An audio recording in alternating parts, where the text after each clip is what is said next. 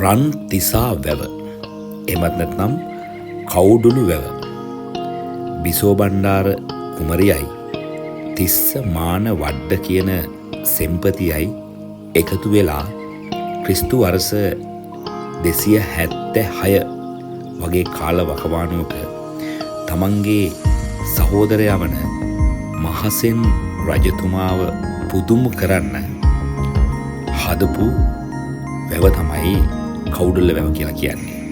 උතුරුමැද පළාතේ පොළොන්නරුව දිස්ත්‍රික්කයේ මැදිරිගිරිය ප්‍රාදේශීය ලේකම් කාර්යාලයට අයත් මේ කවුඩුල්ලු වැව ඉතාමත් සුන්දර සහ දැකුම්කලු වගේම ලාංකේය වාරි තාක්ෂණයට දැවැන්ත මෙහෙවරක් ඉටු කරන වටිනා සම්පතක්.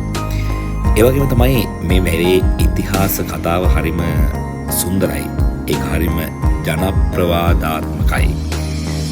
අදත් මැදිරිගිරියේ ජනතාව බිසෝ බණ්ඩාර මෑණියන් එමත් නැත්නම් මහසෙන් රජතුමාගේ නැගණිය දේවත්වයෙන් සලකන්නට පුරුදු වෙලා ඉන්නවා. මේ වැවෙන් ගොඩක් දීවර ප්‍රජාව යැපෙනවා. සහ මුළු මැදිරිගිරියටම පානීය ජල සැපයුම වර්තමානයේ සපයන්නේ මේ කවුඩුළු වැවේ ඝන අඩි 64ක ධාරිතාවයක් තියෙන මහා ජලස්කන්ධයෙන් කියන වගේ මතක් කරන්න ඕන. කිලෝමීටර් 9.2ක බැම්මක් දිවෙනකොට මීටර් 15ක් උස වැව් බැම්ම නිර්මාණය වෙලා තියෙනවා. මේක හරි අතිශයම ස්වභාව සෞන්දර්යාත්මක බවින් පිරිච්ච පරිසරයක් තමයි කවුඩුළු වැව අවට දකින්න තියෙන්නේ. විවිධ වනසතුන් ඒ වගේම ඉතාමත් ඝර්ම කලාපීය පාරිසරික ස්වාභාවික සුන්දරත්වය විඳින්න දකින්න අවස්ථාව ඔබට ලැබෙනවා කවුඩුල්ල වැව් පරිසරයට ආපුවම. කවුඩුල්ල රක්ෂිතය වන අලි මේ සියලු දේ ඔබට දකින්න පුළුවන් වෙනවා. ඒ වගේම තමයි මේ වැව හරිම දර්ශනීය විදිහට මේ වැව නිර්මාණය වෙලා තියෙනවා. සහ වැව අවට තියෙන ස්වභාව සෞන්දර්යය ඉතාමත් අලංකාරයි සහ මහ පුදුමාකාර සුන්දරත්වයක් ලස්සනක් සංචාරක වටිනාකමක් තියෙන ස්ථානයක් විදිහට මේ මැදිරිගිරියේ එකම සම්පත බවට පරිවර්තනය වෙලා තියෙන මේ කවුඩුල්ලු වැව හඳුන්වන්න පුළුවන්. ඉතින් මේ වැව අවට පරිසරය නරඹනකොට ඔබ එනවනම් මැදිරිගිරියට ඇවිල්ලා කවුඩුළු වැවට ගියපුවාම ඔබට මේ වැවේ පාරිසරික සුන්දරත්වය ඉතාමත් අලංකාරව අත්විඳින්න අවකාශය තියෙනවා. ඔබ මේ දකින්නේ ඒ වැව් බැම්මේ ඉදි වෙලා තිබෙන ගහක අට්ටිකා හැදිච්ච අට්ටිකා පළ තමයි මේ ඔබ දකින්නේ. ඉතින් මේවා ඒ පළාත් වලට ආවේනික වෙච්ච බොහොම සුන්දර අවකාශයන්. ඔබ මේ දකින්නේ වැව තුල දියකාවන් විශාල ප්‍රමාණයක් එකට එකතු වෙලා ඔවුන්ගේ බොහොම පාරිසරික සුන්දරත්වයක් තියෙන අවකාශයන් අවස්ථාවන් මේවා හරියට ඇත්තටම ඇස් වලින් දකින්න පින් කරන්න ඕන. ඒ තරමටම ලස්සනයි. ස්වභාව සෞන්දර්යය අවට පරිසරය එක මාරයි. ඇවිල්ලම් බලන්න ඕන. සාමාන්‍යයෙන් පොළොන්නරුව දිස්ත්‍රික්කයේ උතුරුමැද පළාතේ මැදිරිගිරිය ප්‍රාදේශීය කොට්ටාසයට අයත් වෙච්ච මේ වැව ඉතාමත් සෞන්දර්යාත්මක පරිසරයක් තුල වර්ග කිලෝමීටර් 24.5ක වපසරියක් ආවරණය වෙන විදිහට තියෙනවා. මේ ඔබ දකින්නේ වැව බැම්මේ ඉඳන් මැදිරිගිරිය දෙස බලන විට ඒ පැත්තේ ඒ සෞන්දර්යාත්මක බව, මෙහා පැත්තේ වැව, මෙහා පැත්තේ ගම. ඉතින් මේ ස්වභාව සෞන්දර්ය ඇස් දෙකෙන් දැකලා විඳලා හරිම නිස්කලංක පරිසරයක් සහ නිස්කලංක ස්වභාව සෞන්දර්යාත්මක වටිනාකමක් තියෙන මාරම තැනක් තමයි කවුඩුල්ල රක්ෂිතය සහ කවුඩුල්ල වැව කියන්නේ. කවුඩුල්ල වැව බන්ට් එකේ ඔහේ නිදහසේ ඇවිදගෙන ගියත් හිතට මාර සැනසෙල්ලක් සහ මහ පුදුමාකාර පාරිසරික සෞන්දර්යාත්මක බවක් දකින්න පුළුවන්. මේ ඔබට මේ පේන්නේ වැවේ වැව තුළ තියෙන තොටුපළවල් වල ඒ අයගේ ජීවන වපසරිය දීවර කර්මාන්තයත් සමග සරි කරගන්න මිනිස්සු ගොඩක් ප්‍රමාණයක් මේ කවුඩුළු වැවෙන් යැපෙනවා.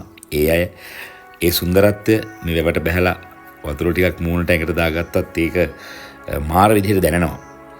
ඉතින් කොහේ හෝ ඉඳලා පොළොන්නරුවට ඔබ එනවා නම් අනිවාර්යයෙන්ම කවුඩුළු වැව බලන්න කියන ඉල්ලීම අපි ඔබෙන් බොහොම ගෞරවයෙන් ඉල්ලනවා. කවුඩ කෙටු වැව, ඒ වගේම රන්තිසා වැව, රන්තිසා ඔය හරස් කරලා හදපු වැවක් තමයි බොහොම සුන්දර නිම්නයක් හරස් කරලා එදා බිසෝ බණ්ඩාර කුමරිය විසින් නිර්මාණය කරපු මේ වැව තමන්ගේ අයියව සතුටු කරන්න කියලා හිතාගෙන, ඒ වගේම අයියව සර්ප්‍රයිස් කරන්න කියලා හිතාගෙන හදපු මේ වැව අවසානයේදී කඩවර කියන යක්ෂයා විසින් මේක කඩලා දානවා. ඒ දිවුලන් කඩවල කියන තැන එතන ජනප්‍රවාදයේ සඳහන් වෙන්නේ කඩවර යක්ෂයාගෙන් දිවුරුම් ගත්ත තැන. ඒ කියන්නේ දිවුරන් කඩවර කියන තැන තමයි දිවුලන් කඩවල විදිහට හඳුන්වන්නේ අපි අහලා තියෙන විදිහට. ඉතින් ඒ වගේ බොහොම ලස්සන ජනප්‍රවාද රාශියක් මේ වැව හා බැඳිලා තියෙනවා. මිනිස්සු අදටත් ඒක දේවත්වයෙන් සලකනවා. ඉතින් තිස්සමාන වඩ කියන සෙම්පතියයි බිසෝ බණ්ඩාර කුමරියයි අතර පුදුමාකාර තිබ්බ මිත්‍ර සම්බන්ධතාවයේ ප්‍රතිඵලයක් විදිහට තමයි මේ වැව නිර්මාණය වෙන්නේ. මැදිරිගිරිය මණ්ඩලගිරි ප්‍රදේශයේ මිනිස්සු දුක් විඳපු හැටි දැකලා ඔය වැවේ බැව් බැම්මේ ඉඳන් තමයි බිසෝ බණ්ඩාර කුමරිය මින්නේරි වැවර ගිහිල්ලා තියෙන්නේ. ඒ යනකොට මේ මිනිස්සු දැලි අඟුරු වගේ පිච්චි වතුර නැතුව ඉන්නවා දැකලා තමයි තිස්සමාන වඩ කියන සෙම්පතියට යෝජනාවක් කියලා මේ වැව නිර්මාණය කරන්නේ. ඒ වගේ ජනප්‍රවාද විවිධ ජනප්‍රවාද මතවාද බවට පරිවර්තනය වෙලා තියෙනවා. ඉතින් මේ සියල්ල තුල මේ සුන්දර වැව් නිර්මාණය අපට දායාද වෙලා තියෙනවා. ඉතින් මේ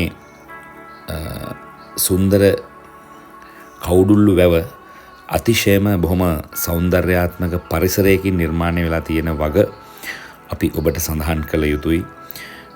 ඊටමත් දැවැන්ත ජලධාරිතාවක් මේ වැව දරාගෙන යල මහ කියන කන්න දෙකට මැදිරිගිරිය ප්‍රදේශයේ ඉන්න සියලුම ජනතාවගේ කෘෂි අවශ්‍යතා වෙනුවෙන් ජලය සපයනවා. කලකදී වාන්දරට විවෘත වෙලා දෙගුඩ තලාගෙන යන වතුර පිටාර ගන්නකොට තවත් කාලෙකදී බොහොම සුන්දර විදිහට මේ වැවෙන් මිනිස්සු ජීවත් වෙන පරිසරයක් නිර්මාණය කරලා තියෙනවා. රන්තිසා වැව බිසෝ බණ්ඩාර කුමරිය විසින් නිර්මාණය කරපු ආදරණීයම වැව ඔබ පොළොන්නරුවට සංචාරයක් සඳහා එනවා නම් ඔබ අනිවාර්යයෙන්ම මේ වැව දැකිය යුතුමයි කියන වග බොහොම ලෙන්ගතු අපි ඔබට සඳහන් කරනවා. සුන්දරම පරිසරයක්. ඒ කලාපයට ආවේනික වෙච්ච පක්ෂීන් මේ වගේ කොක්කු මේ මාන ලොකු කොකෙක්. ඉතින් මේ වගේ බොහොම සුන්දර නිස්කලංක දේවල් ඔබට විඳින්න දකින්න අවස්ථාව මේ සුබහදාම මේ පරිසරය හරි අපූර්ව නිර්මාණය කරලා තියෙනවා. ඒක විඳින්න ඕන අවස්ථාවක් තමයි සාමාන්‍යයෙන් කවුඩුල්ල වැව කියලා කියන්නේ. නිල් පැහැති ජල ධාරිතාවක් දරාගෙන මේ මහ පොළවේ අතිශයම කුෂි අවශ්‍යතාවය වෙනුවෙන් නිරන්තරවම දැවැන්ත සේවාවක් ඉටු කරන කවුඩුල්ල වැව කියන්නේ මැදිරිගිරිය පොළොන්නරුව ජනතාවගේ හදවතට සමීප වෙච්ච හෘද ස්පන්දනය හා සමගාමී වෙච්ච ඊටමත් සුන්දර වූ වාරි නිර්මාණයක් වගේ සඳහන් කළ යුතුයි. ඉතින් මේ වැව් බැම්ම කිලෝමීටර් 9.2ක් දුරට දිවෙනවා.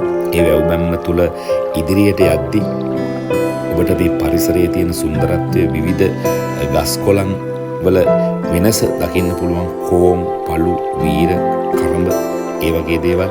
ඉතින් මේ සුන්දර පරිසරය ඔබ අනිවාර්යයෙන්ම විඳිය යුතුමයි. ලංකාවේ ඉන්න කෙනෙක් විදිහට ඔබ මේ දකින්නේ පිටවාන දොර 12කින් සමන්වෙච්ච පිටවාන තුල ඒ අවට පරිසරය තමයි ඔබ මේ දකින්නේ. ඔය පේන ප්‍රදේශයේ තමයි ජලය අතිරික්ත ජලය මේ වාන්දුරට මගින් මුදා හරින්නේ.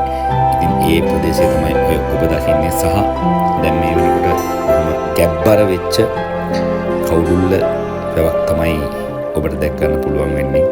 බිසෝ බණ්ඩාර මෑණියන්ගේ ජීවිත කතාවේ හරි අපූර්ව පරිච්ඡේදයක් සමස්ත ජන ප්‍රජාව වෙනුවෙන් කැප කරලා අවසානයේදී එතුමිය මේ වැවේ කඩපු වැවටම සිය ජීවිතය බිලි දුන්නාය කියන ජනප්‍රවාදය තාමත් මේ බිසෝ බණ්ඩාර ප්‍රදේශයේ මැදිරිගිරි ප්‍රදේශයේ මිනිස්සු විශ්වාස කරනවා, දේවත්වයෙන් ඒව අදහනවා.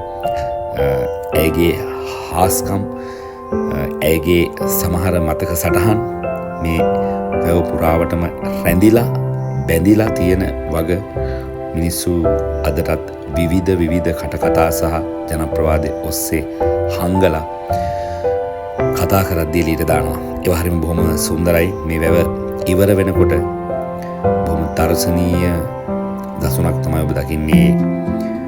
සමාධි පිළිමයක නිස්කලංක සමාධිගත භාවයෙන් මේ චාරිකාව මේ විදිහට අවසන් කරනවා. මම සුදත් දිසානායක.